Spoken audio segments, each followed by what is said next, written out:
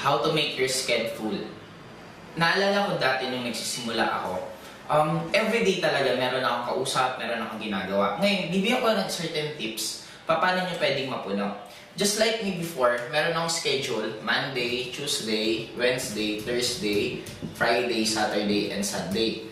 Now, dapat, etong mapupuno ko tong schedule na to, hindi ka dapat yung tipong networker na pagkagising mo sa umaga, saka ka pala mag-iisip, sino kakausapin ko, meron mo kakausapin. Dapat hindi ganon. Ako, week before, napuno ko na to.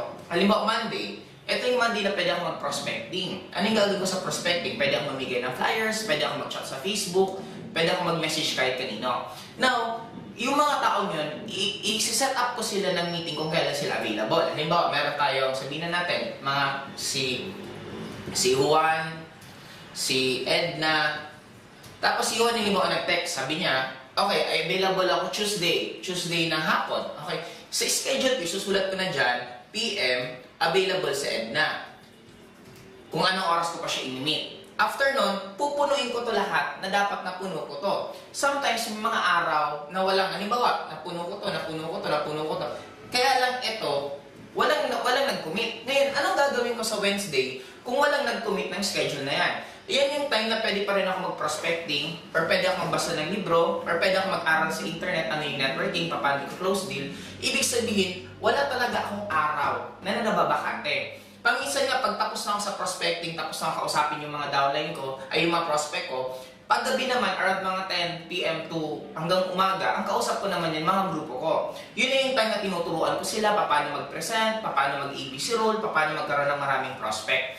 And dapat itong schedule na to, ang tawag ko dito, dapat wala kang nababakante. Bakit? Pag ang isang tao, isang networker, araw-araw meron kang ginagawa. In short, yung pag-uwi mo pa lang sa bahay mo, wala ka ng ibang gagawin, itutulog mo na lang talaga para bukas kasi may schedule ka. Ito yung time na hindi ka nakakapag-isip ng negative. Kasi the moment marami kang bakante, yun yung time na makakapag-isip ka na makakapag-isip ng negative. Kaya maraming networker na nawawala din sa industriya kasi actually sila mismo yung walang ginagawa kaya nakakapag-isip ng negative. Doon nila ma-realize na parang hirap pala mag-networking, parang wala man lang nag-join. Eh syempre, paano meron mag-join sa'yo kung wala ka na may schedule? Kaya dapat, eto, gawin mo lang to for 1 whole year. So siguraduhin ko sa'yo, kung buong taon ito yung gagawin mo, iyan yung mga times na susunod na kahit wala kang literally ginagawa, wala kang kausap, pero since na-duplicate ka na, tuloy-tuloy yan, automatic, yung income mo, papasok at papasok na lang.